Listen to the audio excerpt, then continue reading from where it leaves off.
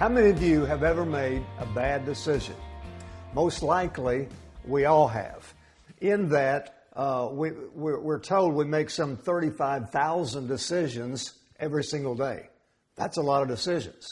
Some of them are small decisions, like whether to hit snooze or what to wear or where to eat lunch. And then, of course, there are more serious and even life-altering decisions that we make from time to time. Years ago, we were skiing, and I finally mastered my first blue slope, if you know anything about skiing, which meant after I mastered that I was ready for the black diamond.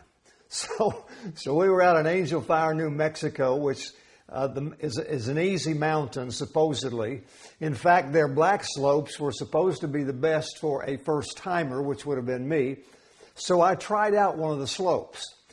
It was called Hell's Bells. Now, that name probably should have been a clue for me, right? I stood there for several minutes getting ready to make the decision to go for it. And as soon as I did go for it, I knew I had made a bad decision because I fell, and not only did I fall, I exploded with poles and gloves and goggles all over the mountain, along with an eyeball and a spleen and some other unmentionables. Well, maybe not quite that bad, but it was bad to me. And people came alongside. They saw what happened. They skied alongside me and helped me gather up all my stuff. One of my friends skied up and asked me, Hailey, what were you thinking? And I said to him, obviously, I was not thinking. But in retrospect, that's not really true. I did think. I just chose badly. Today, I want to speak to you about choices, wise and otherwise, as we look again at Abraham in Genesis chapter 13, and specifically the choices he made with his nephew, Lot. So let's begin by reading this in chapter 13. Let me read a few verses beginning in verse 1. So Abraham went up from Egypt to the Negev with his wife and everything he had, and Lot went with him. Abram had become very wealthy in livestock and in silver and gold. From the Negev he went from place to place until he came to Bethel, to the place between Bethel and Ai, where his tent had been earlier and where he had first built his altar. There Abram called on the name of the Lord. Now Lot, who was moving about with Abram, also had flocks and herds and tents, but the land could not support them while they stayed together, for their possessions were so great that they were not able to stay together. Also, the next verses down tell us how the herdsmen of Abraham and the herdsmen of Lot quarreled together. So Abraham offered Lot a choice. He said, let's separate. You go to the east, I'll go to the west, or if you prefer, you go to the west and I'll go to the east. You make the choice. And in verse 11 it says, so Lot chose for himself the whole plain of Jordan and set out toward the east. The two men parted company. Abram lived in the land of Canaan, while Lot lived among the cities of the plain and pitched his tents near Sodom. All right, now let's talk about these wise and not so wise choices made by these two men, Abraham and Lot. First of all, they made choices about their faith. Lot was Abraham's nephew. He was the son of Abraham's brother Haran. And Abraham adopted him after Haran's death. And everywhere you find Abraham after that, you will find Lot. Lot was always by his side. Watch this. In chapter 12, verse 1, it says, the Lord had said to Abram, go from your country, your people and your father's household to the land I will show you. So Abram went up as the Lord had told him, and Lot went with him.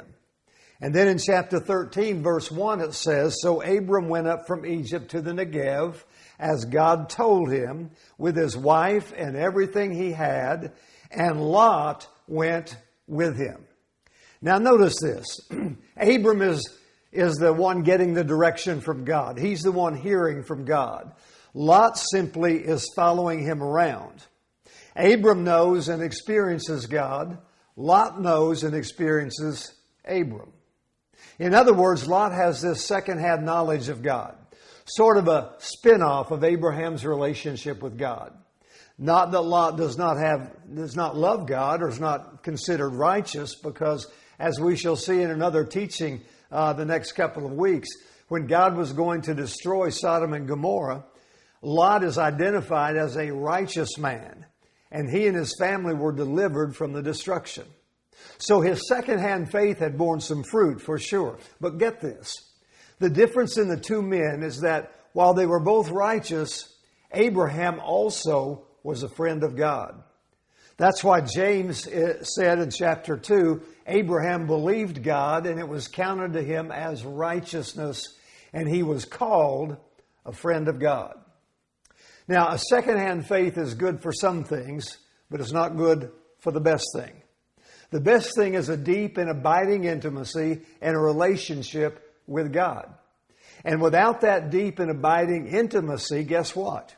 It becomes really difficult to make consistent, wise life choices.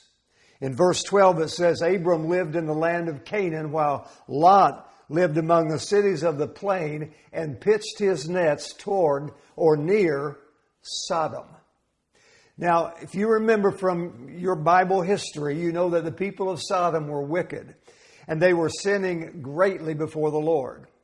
Lot knew what the people of Sodom were like, but he made his choice to live there anyway, which was obviously an unwise choice.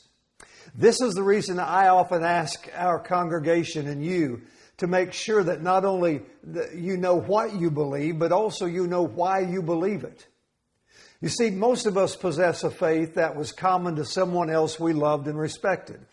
Maybe a family member, a pastor, maybe a church. And there's nothing inherently wrong with that as a beginning to our faith journey. But at some point, it must become ours. It must belong to me personally, because I have studied it, I have tested it, I have determined it to be valid. This is one of the primary reasons so many students drop out of church when they leave home. They had the faith of their parents, but they never got to the point of owning that faith as their own. And think about this. So much of the arguing today among Christians about things like politics and sexuality and race and gender issues and immigration, it all comes down to this very thing. And again, don't get me wrong, a faith learned and passed down is not necessarily bad and or a second-hand faith, but it can be. Let me remind you that Abraham had set off from Ur, not knowing where he was going, just that God told him to go. Remember that from our previous study? He had no map, he had no Siri, he had no GPS, no details. Like Hebrews chapter 1 verse 8 says, by faith, Abraham, when called to go to a place he would later receive as his inheritance, obeyed and went, even though he did not know where he was going. Why did he do that? Because God said so. His decision was born out of a relationship with God, a relationship of trust and security. Lot, on the other hand, had only one interest. Where are we going? You see, God does not call us primarily to the tasks and functions, and His call is primarily not to things we do, but His call is primarily to Himself. We will have tasks, we will have functions, we will have things that God's going to have for us to do in this life, to be sure. But those things will be born from and flow out of our relationship with Him. That's why we shouldn't be too shaken if we can't see ahead in our life more than a day or an hour or so. And it's also why we shouldn't fret and stew that His agenda and plans are not clear. Just knowing that He is directing our steps and is with us in every one of those steps, and that His best will be, His best is always the best thing. I mean, His best for us is always going to be the best thing for our lives. That should be enough for us. Often it's not, but it should be. In fact, after he had made his choice to let Lot make his choice, notice what God said to Abraham in verse 14. Look around from where you are to the north and south, to the east and the west. All the land that you see, I will give to you and your offspring forever. I will make your offspring like the dust of the earth, so that if anyone could count the dust, then your offspring would be counted. Go walk through the length and the breadth of the land, for I am giving it to you. So God says, I know Lot has staked his claim, Abraham, but even that land that he is now on, even that land will one day be yours and your family's. Trust me, Abraham, and be patient. Incidentally, how many know that it's not always easy to be patient when you're waiting for God to come through? It's called delayed gratification. And most of us are not real good at that.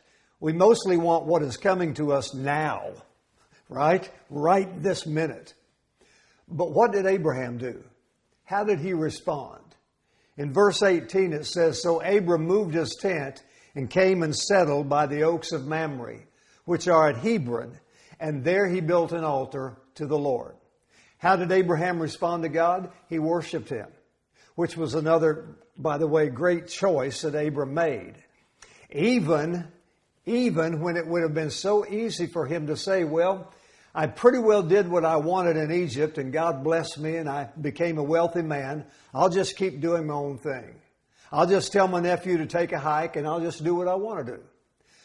But Abraham didn't do that. He knew that his faith, his relationship with God was his priority. And he knew that he could trust God because he knew that God was trustworthy. So these two men made choices about their faith. Secondly, they made choices about their priorities. Now, Abraham and Lot had accumulated wealth and possessions to the point that their herdsmen began to squabble. I guess about the territory, the land, probably access to water, whatever herdsmen are likely to quarrel about. So they decided that they would separate. Abraham gave Lot the choice to go east or west. Abraham would go the other direction. In verse 10 it says, Lot looked up and saw the whole plain of Jordan was well watered, like the garden of the Lord, like the land of Egypt toward Zoar. So Lot chose for himself the whole plain of Jordan and set out toward the east, and the two men parted company. Now notice this phrase, Lot chose for himself the plain of Jordan. That was the richest and most prosperous part of the land. And the interesting thing is, Lot was already wealthy at this point, but he saw an opportunity to become even more wealthy in the years ahead. The problem was he had not settled near the most, he settled himself near the most wicked and notorious city of that region, Sodom, a city filled with murder and slavery and rape and incest and utter selfishness. But he was willing to place himself and his family in all that mess because his selfish desire for more took precedence over his desire for people. Abram, on the other hand, valued people over his possessions. He would rather be at peace with his nephew than choose the better land.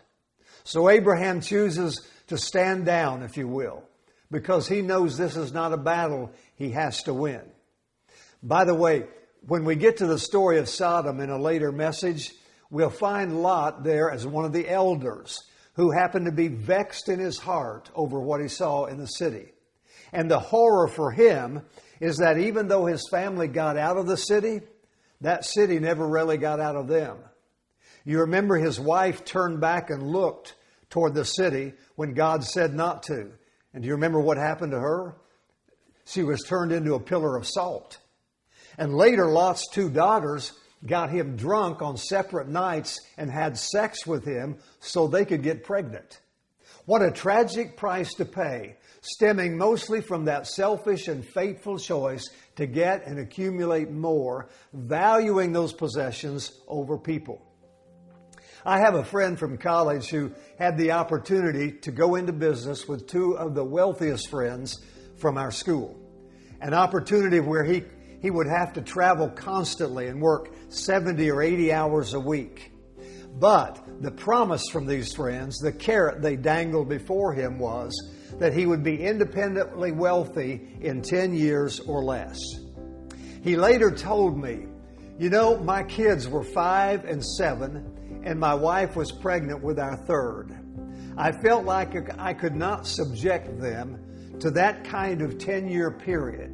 So I stayed with my 8-to-5 job, and now I am so glad that I did. And by the way, he recently retired with a very modest pension. His family's all doing well. They see each other regularly. They have an amazing love and passion for one another. And if you were to be with them all together, you would see a dad who knows his family and a family who loves that dad. So listen, no matter how much you're able to accumulate, make sure to value the people in your life, especially family, over all of that. By the way, if you're sitting next to someone, look at them and say, you know what? I value you. I'm going to stop right there. We're going to pick up this story of Abraham and Lot next week, and I hope you'll be there to join me. By the way, let me say this to you. I give sort of an abbreviated version of these messages here, but the full message is always found on our website, and that's at newdaychurchbrandon.org if you're interested. Also, if I can pray for you, please let me know. There's a place on our website for you to send me a message, or you could just go to any of the social media platforms, send me a personal message, and I promise I'll get right back to you. Have a great time. Have a great week. Bye-bye.